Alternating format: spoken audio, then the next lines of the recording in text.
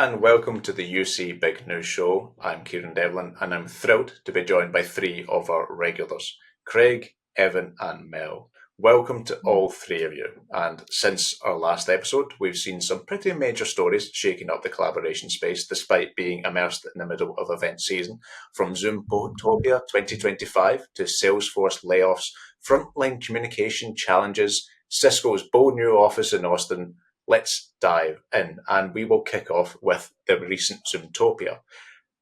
Zoom promised a lot this year: AI upgrades, new collaboration tools, maybe even a few surprises to wow the crowd.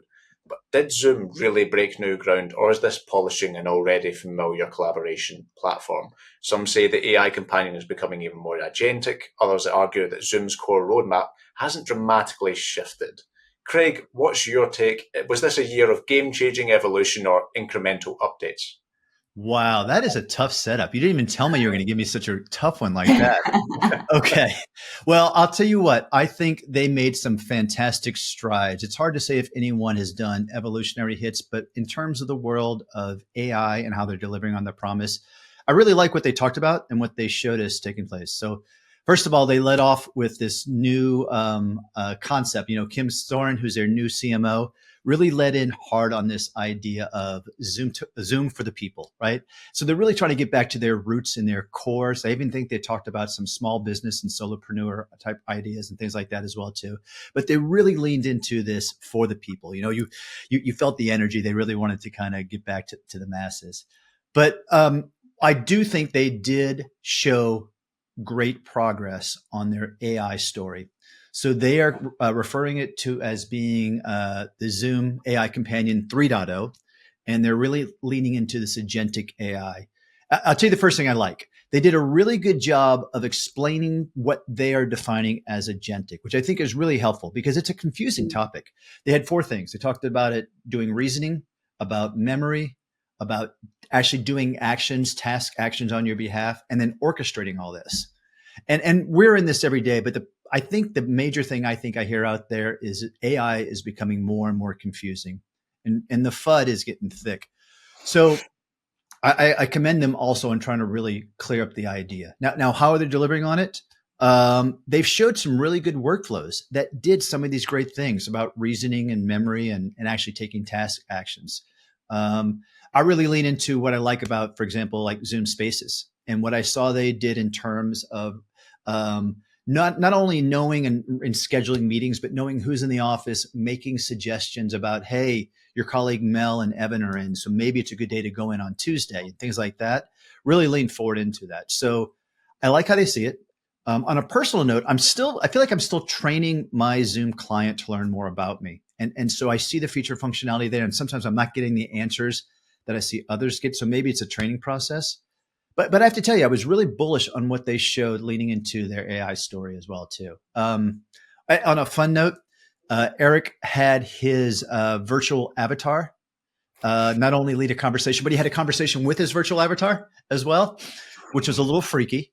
But still, it did show the idea of how they're pushing that concept along, even to the extent of potentially having this representation work in a meeting for you. But the big use case they really talked about, and there was another one that was also kind of like a video mask, to be clear about, was they have the ability to update your video image for more professional presentation. So let's see a great parallel. Microsoft's got this great thing where they do clean up my background. I have my office, it's messy, and it uses AI in cleaning up. What Zoom is basically doing is they're creating the same idea for yourself. So all of a sudden I can have a tie on, I can have my hair combed. In fact, what Smita said is a great use case for her. She talks and walks when she's in calls. And now she would still have her presence there doing the talking for her while she's out of the camera moving around. So I think there was a lot of really interesting things they pushed forward. It's a lot of stuff to still unravel and understand, but I'd be curious to hear what the others think about it as well. I think where they made a lot of progress, and I think you mentioned, the new CMO, Kim Storin, I think the progress where I'm seeing is really having this kind of messaging around connecting people to progress or conversation to completion, the emphasis on kind of consumability opportunities, sort of leveraging that clear messaging for the advancements to become like a little bit more user friendly, like this agentic productivity platform. But where I think they still need, it's like get the messaging is there and let's get the product along to meet it. Usually it's like there's a product and then they form messaging around it. And I think she's coming in and saying like, here's how we have to communicate all this. And now let's kind of keep the progress on the product coming to match that. And I think that's part of what Zoom has been talking about for a while, right? Which is like they want to be more than just known as the video company. They have great AI. I think that you're right in saying like they're kind of finally proving that point. But there's so many features. And one of the things you mentioned, maybe, you're not training your AI, your Zoom AI to where you're feeling great about it. There's so many different features that they have. You might not even know some of the features that they have. And I think they need to do a better job of servicing some of the features and use AI to do that. I mean, that's a very clear thing that they can do within the product, which is surface the things like, hey, Craig, I see you're writing a report. How about use this to pull this data over here? Also, so much of the announcements that they made, they depend on all of us being on the Zoom platform. So with that interoperability with other platforms, if I'm using Google Calendar, but you're using your Zoom scheduler, they're not going to talk to each other unless we have all of this connected. So really being clear about how the product is actually going to do these things for you, bringing that up to match what now is, I think, a very good story they're telling. That's kind of the next step, I think, in their success.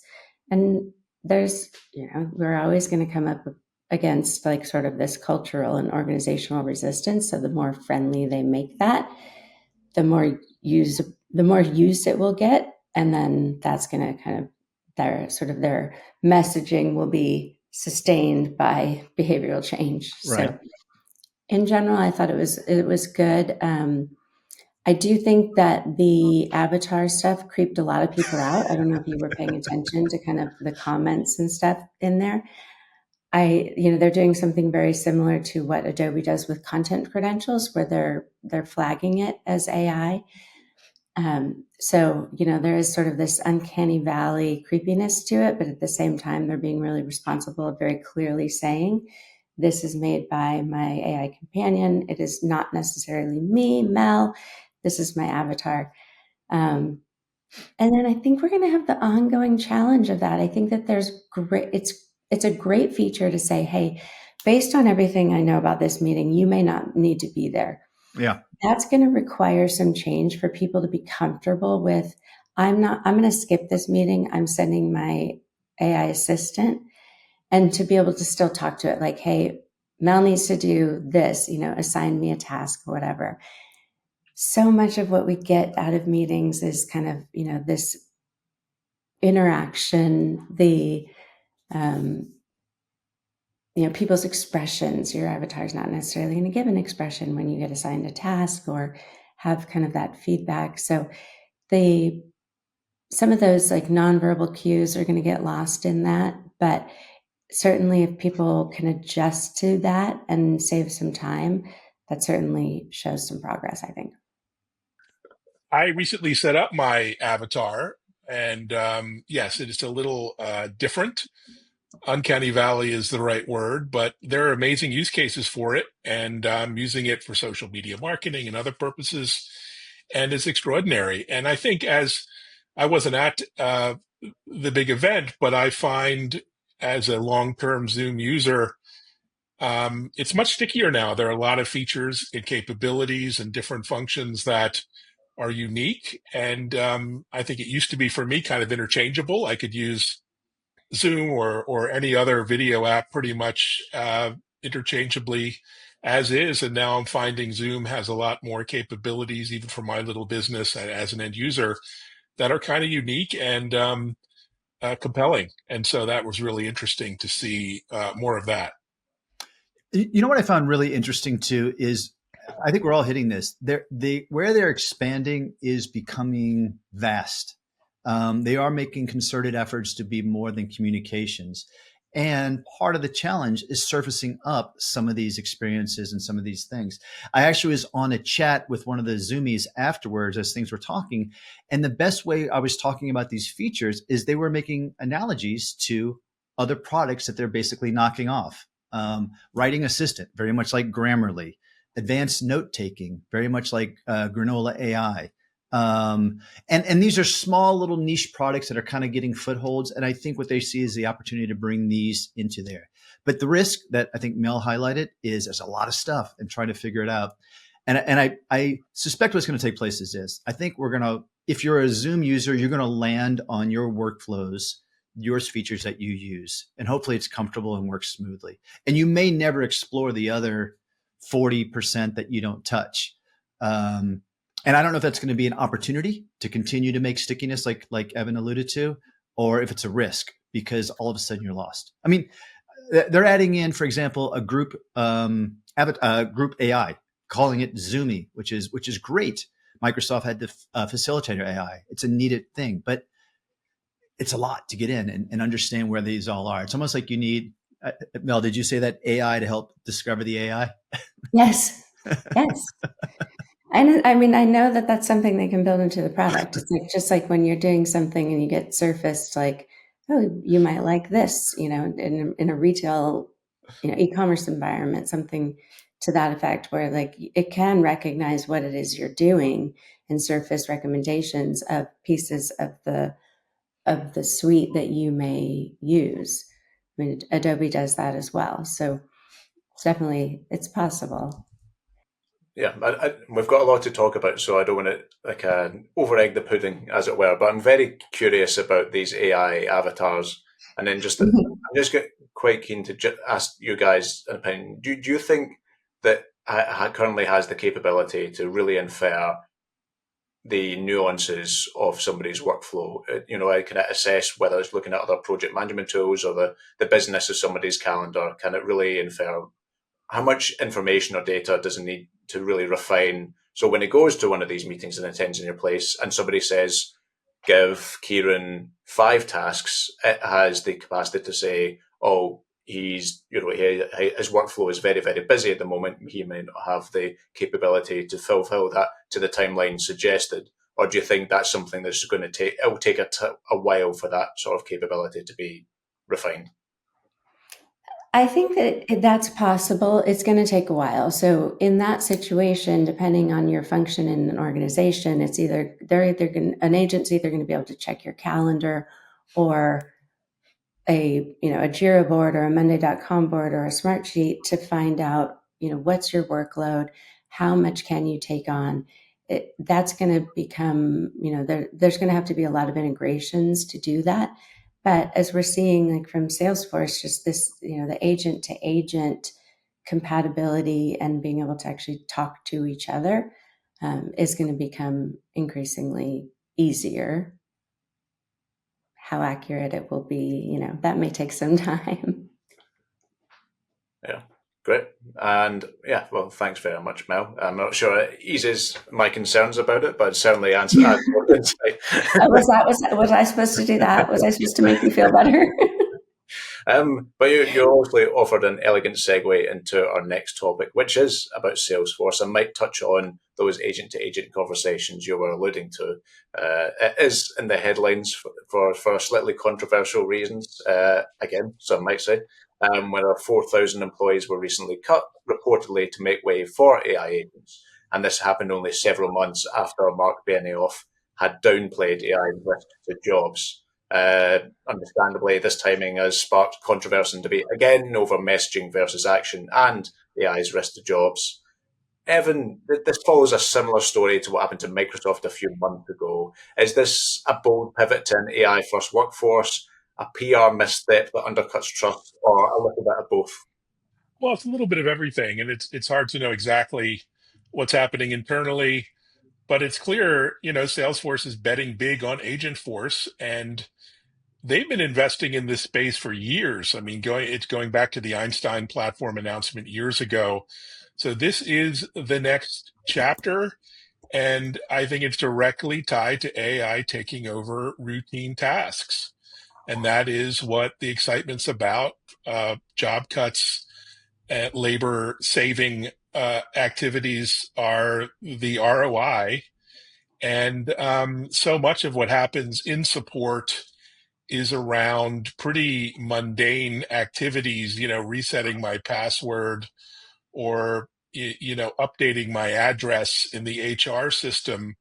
And these are exactly the kinds of day-to-day routine support requirements that AI is perfect for. So it's I think this is reflected in the progress that Salesforce is making with Agentforce, but also the fact that AI in these customer-driven interactions is over 90% accuracy. Benioff claims 93% accuracy, and he says that 30 to 50% of Salesforce's own internal work is now done by AI. So some really big claims that are being made. And, that is going to be the worst workforce impact. Routine support is down. I do think the sort of their governance and oversight roles of AI are up. Certainly, he's hiring in the sales and marketing side for AI related products and services. Essentially, I think it's kind of an optical thing. I mean, in PR wise, they're doing extraordinarily well with Agentforce. They've got strong financial results and yet layoffs. So it's a bit of innovation versus optics as far as Salesforce is concerned. But I think they have at Salesforce kind of a competitive edge as far as using AI internally.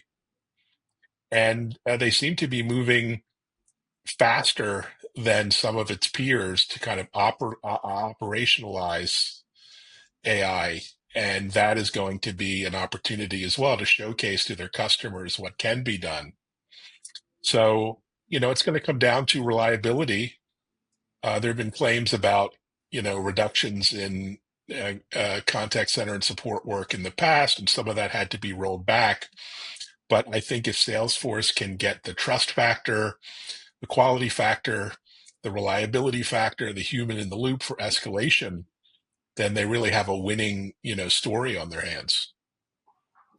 I have a hard time with it as well. I actually was just recently in New York City, and I saw a couple of advertisements that were really interesting. They were directly saying, stop hiring humans. It was from a company called Artisan. It was actually saying, use AI to help what you're doing. There was another one from a company that was called, let me look it up and make sure I have it right, friend.com, which was basically alluding to is my AI can be your friend if you don't have a friend. It was really kind of in your face. And I think it's gone to an extreme. And instead of this, I think these companies are leading with a lot of AI replacing humans. And I think there's an opportunity for a swing back of humans enhancing AI experiences or AI contributing to that human experience as well too. Evan hit the nail on the head. These companies are trying to sell AI agents. They have to show the capability of reducing cost, OpEx on their own books in results of their AI agents as well too. It's got to be part of their optics. But I guess the thing I would add just to Evan to what you're saying is I see these billboards and I felt like it was an extreme, and I'm waiting for a little bit of the human compassion side to come back towards us as well. AI is not going to go away, but there's an opportunity for it to augment our humanity as opposed to replacing it. So that's my big thought for the day. I think I'm going to stop there because if my brain might explode otherwise. I would add on the PR front, you kind of alluded to this. It's like this could be looked at as sort of, bad PR. It also is good marketing, right? If you're trying to sell something that's trying to help people cut their costs, give people more meaningful work, put people in different places, it doesn't have to be all about job loss. What better way to do that than to show you're doing it in your own company? So it's a little bit of a marketing play there, I think. But one thing that you do have to consider is that he did talk about on a recent podcast that these AI cuts were more of a rebalance of the workforce. So putting a lot of employees into other areas like sales and customer success so that AI can handle those customer interactions that are things like reset my password and whatever, and can leave other people to not just more meaningful work, but work that they haven't even been able to get to. And I actually was just at BoxWorks, and I had an interesting conversation with the CEO, Aaron Levy, about these layoffs, the Salesforce layoffs, and how kind of they're looking at any rebalancing of the workforce. They haven't had layoffs at Box, at least not anything major. But if you look at it kind of from two points of the spectrum, you have Mark Benioff that says you can get rid of people and the AI agents can do all the work. And then you have Jensen from NVIDIA who says if you're laying off people, it means you've run out of ideas. So, and I think Aaron is somewhere in the middle of that, with kind of maybe leaning towards the Jensen theory, which is AI is going to help us get to the things that we couldn't even get to before. So it's not just a matter of it's going to do things faster, you're going to be more productive. It's actually like you have all these ideas that we haven't been able to execute on, and agentic AI can help do that, right? So I think in the Salesforce situation, these layoffs it's a rebalancing, it's a marketing message in a way, and it's showing some ROI. I hope that at Dreamforce they'll actually give some really concrete ROI. They've given some, and I'm not sure at this point if these are like real case studies or if it's more anecdotal, but they do have a lot of great customer stories that are saying that they're getting to their return on investment very quickly using these agents. So, I think we all hate to hear about job loss, but if we look at it kind of from the macro level, there's a whole lot of new jobs being created, not just at Salesforce, but in general because of AI. So kind of a little bit of balance of humanity for you there, Craig. I think this is a really interesting topic that I'm sure we're going to revisit many times over the next few months and years. And I think what will be interesting to see the rebalancing of, I think there's a lot of the focus has been on the responsibility to shareholders and maximising that return on investment you're talking about, Mel. But I wonder if there's going to be this readdressing of the next few years about the corporate social responsibility aspect for it and the creation of new jobs, where there'll be a bit more pressure if these companies are just laying people off and not doing what Salesforce is doing, where they are just saying, we don't need, entry-level workers, tech workers, we don't need those sales teams because we've got these assistants. And be quite curious of whether we have this evolution of recognition of, the US has 15, 20% unemployment. What are the responsibilities of businesses to rebuild this new AI-powered society? But that's maybe, as similar to Craig, that's maybe just a bigger idea than what we can discuss about on today. It is a big idea. And I think if you look at what companies like Google just announced this massive investment into higher education, Adobe is doing it. Actually, Zoom announced something at Zoomtopia about what they're investing into AI upskilling into. Some companies are starting at like the K through 12 level. A lot are going higher education. There's a whole new generation of sort of AI literate graduates that are coming out into the workforce, and companies are investing in that. And so that eases the concern a little bit about 20% unemployment or whatever, because companies are really trying to prepare people and even upskilling their current workforce to benefit from the jobs that'll be created by AI, not just be hurt by the jobs that are created by AI and could replace humans. Well, yeah, I think that's quite an inspiring note to end quite. Well, we move on, and sticking with yourself, Mel, we're discussing WorkVivo's recent 2025 report, which illustrated a quite concerning communication gap between frontline workers and knowledge workers. Despite digital tools being everywhere in 2025, a huge portion of employees report feeling disconnected from internal news and culture. You wrote about this for Forbes, Mel. What was your take on the report?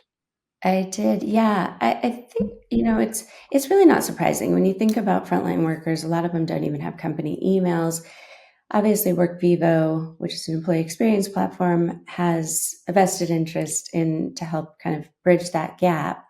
But what the study revealed was that there are distinct gaps in culture, recognition, communication, technology, and career growth that organizations just have to bridge to sort of empower and retain their frontline teams. I mean, there's a huge retention issue with frontline, right? So what they showed was that there's just this like widespread sense of alienation on the front line.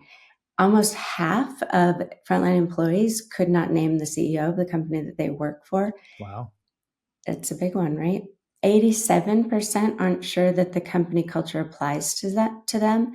And 37% said that company culture is something they hear about but don't feel. So getting to like how do we bridge this gap? There's just we have communication tools for this, and there are a lot of companies who are doing that. And, I think first maybe address the why, right? Like frontline workers define brand's reputation. Their investment in frontline engagement has measurable business impact. I mean, you can see from not just Workvivo's study, but a Harvard Business Review analytics service study showed that 92% of executives believe engaged employees deliver superior service. So, and then if you also look at the fact that a 10% increase in customer ratings can up profitability by up to 23%. So really important, I think the report just shows like how important this customer engagement frontline engagement is, and technologies that can bridge that solution. We can all probably name many of them, but if you look at things like Microsoft 365 Frontline, Zoom actually has Workplace for Frontline. We've done a lot of Zoom talking. Ring Central for frontline workers. These are just a couple of examples, but even a ServiceNow and UKG integration is more of like a platform consolidation trend where the UKG People Fabric integrates with ServiceNow in its AI agent fabric to connect HR and workforce management platforms. So there are a lot of solutions around this. It's just, I think they've done a great job of pointing out the need, and obviously they have a solution, which is the experience platform. I think the bigger picture is that companies need to sort of consolidate these communication, workflow, training into integrated platforms and look at things like, wearable technology, obviously AI, augmented reality, collaborative robots. All these things are sort of like on the rise to help bridge this gap with the frontline. What's interesting is I also hear, and I had a chance to preview your writing was really great. There's a lot of cultural challenges too, though. I mean, in that. So the communication tools, like I said, Workvivo, I'm bullish on it too. I think they have a great solution, especially when those people aren't connected to the company with an email address. But there's a lot of cultural challenges too. And I know we're getting off of technology talking about that, but inherently, what I liked about Workvivo is they're actually trying to create a platform that can support cultural activity, if that makes sense. I mean, it has to be sincere and it has to be aligned, but they have these great things that they align for theme groups, equivalent of like channels. We all are interested in a certain sports team. We can talk about that. They wind up giving rewards and recognition. They call them like kudos, They have it that you can program in company values at the administrative level. And I can acknowledge, hey, Evan did a great job of putting the customer first and aligning that. So it kind of reinforces messages. I mean, it gets to the cultural behavior, but I like how their platform does these things to support that. Yeah, tech is needed so much. As I have two kids who, graduated high school and college, and I saw them work in different frontline roles in retail and in restaurants, hospitality. And these were all terrible experiences. I mean, to be frank, and they're just so overlooked and undervalued. And especially through the pandemic, but even now. And it's just amazing the lack of not just leadership on this topic, but the lack of technology, the poor technology they're equipped with, the lack of training they're given and direction. And companies that are trying to reinvent this frontline experience understand that. Look at Starbucks. I don't know if you love, hate Starbucks, but they're going through a complete reinvention now, and a lot of layoffs and downsizing, by the way. But part of that is giving baristas mobile first access to company updates and little training modules and other kinds of engagement. Even simple things like greeting your customers and smiling and saying hello, you think are obvious, but need to be kind of encouraged, as well as giving the baristas input on promotions or different benefits that can be offered. And there's just a complete reinvention that's needed, and a lot of companies are just failing. So that's my rant.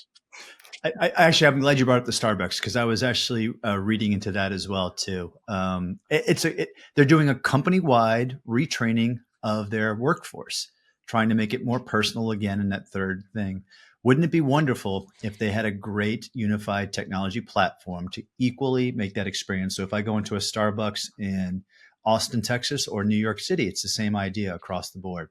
It's a great case study, Evan, to see how that unfolds. Well, two quite challenging topics, but we get to switch to a fairly fun one now, one I've been led to believe, including cookies. So let's discuss Cisco's new Austin office. I'm quite keen to get Craig and Mel's thoughts both on the space specifically, but also maybe what it means in terms of these big vendors who really pitch the age of new collaboration and how the technology is going to empower the new office. Did Cisco successfully put their money where their mouth is? Did this feel like a next generation collaboration hub? Mel, let's start with yourself. Yeah, so Craig and I were both at the Austin office opening this week, and I thought it was a really good illustration of, Cisco talks a lot about a distance zero, basically, having meetings, collaborating with anybody without feeling that distance. And so I feel like this really was a great show of where kind of smart space meets that distance zero. So they had, all the devices, including the Desk Pro, which I'm actually using right now to record this. Desk Pros everywhere. They had stand-up desks and, all kinds of, there's so many things in terms of like what they can do with the connected desks and collaboration devices, tracking real-time occupancy, usage patterns, environmental conditions. So all of these experiences are people are still grappling with are we going back to the office? Are we not? Making the office a place that people actually want to be, but more importantly, including the people who aren't there into the conversation, that they feel like they're there. So these hybrid experiences that are designed for remote participants, as well as, it's not just, they do have a game room, they've got ping pong, they've got, shuffleboard and all the things. But that's not what's drawing people to the office anymore.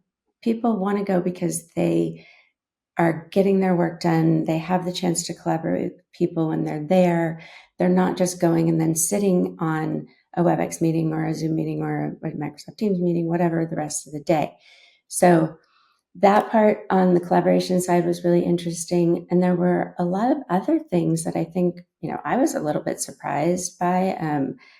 Craig and I had a really interesting conversation about this power over Ethernet, delivering both data and power through network cables, and then also doing full managed power pilots for more high-powered devices. So one of the things I talked to the head of their facilities, Christian, at Cisco Live, was he said that the company should be designing offices with more wheels, less walls.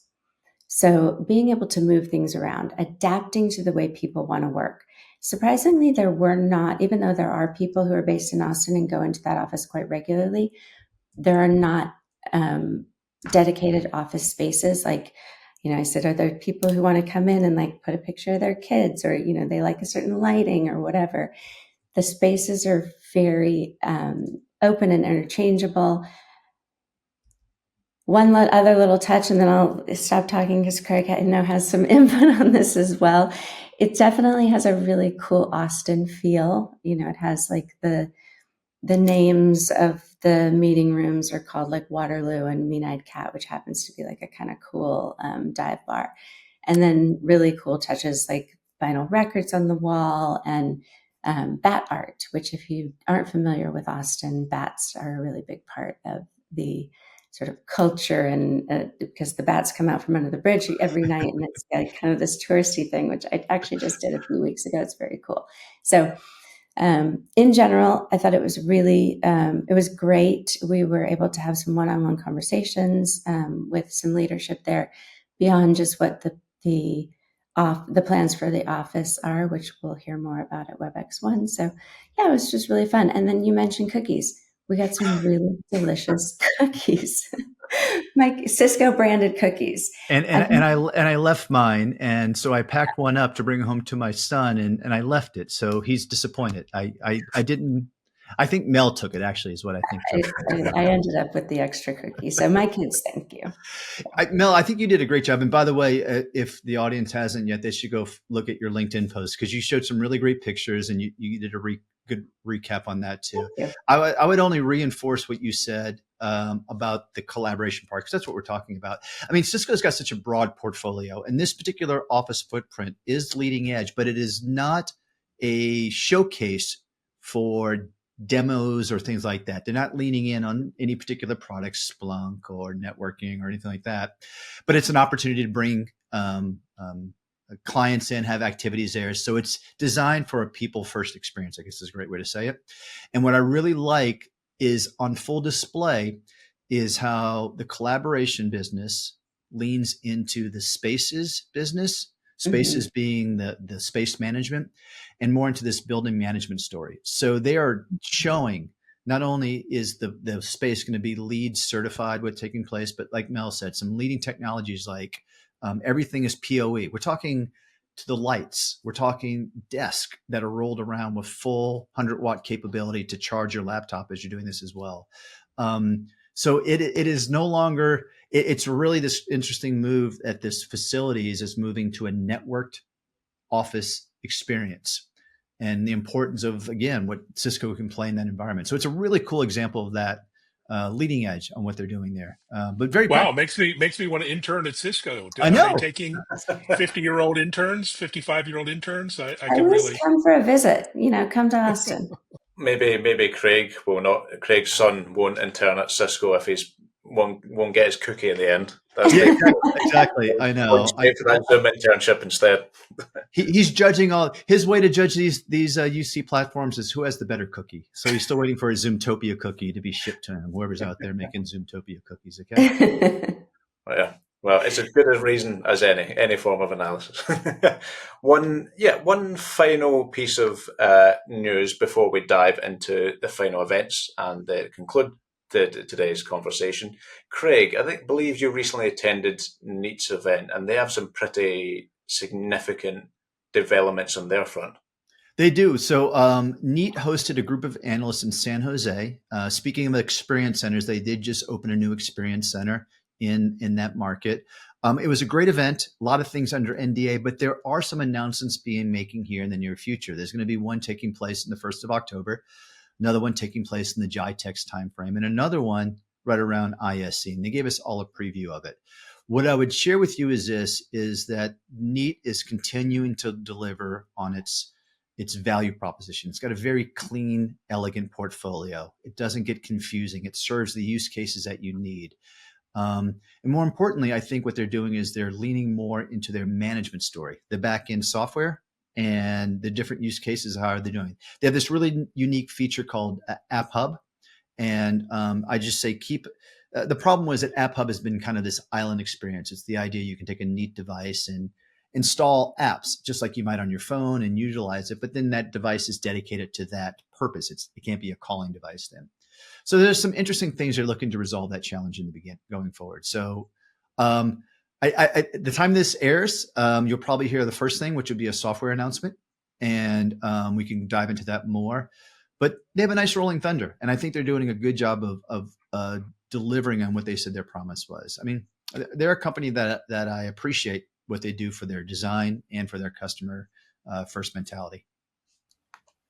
Fantastic. Well, as Craig alluded to, it is a funny time, not to get too inside baseball about it, where we're right in the middle of event season and embargoes and news are all over the shop. But by the time you will have seen this, we will have finished WebEx1 and UC Expo, but event season will very much still be in swing. We'll have CCW on October 6th, Cavill Summit North America, October 7th, Dreamforce, October 14th, ICMI Contact Center Expo, October 27th, and just on the horizon, a potentially massive edition of Microsoft Ignite on November 17th. I'm sure our next edition, as well as discussing all the amazing announcements at WebEx1, we will do an interesting preview of that as well. And if you attend any of these events and see myself or any of our lovely analysts, please come and say hello. But that is a wrap for today's edition of the UC Big News Show. Huge thanks to Evan, Mel and Craig for sharing your insights and keeping us on our toes as always. And if you enjoyed the show, please give us a like and share on LinkedIn and leave your thoughts in the comments. We absolutely want to hear your insights and perspectives. I've been Kieran Devlin of UC Today. Thanks for watching, and we'll see you next time.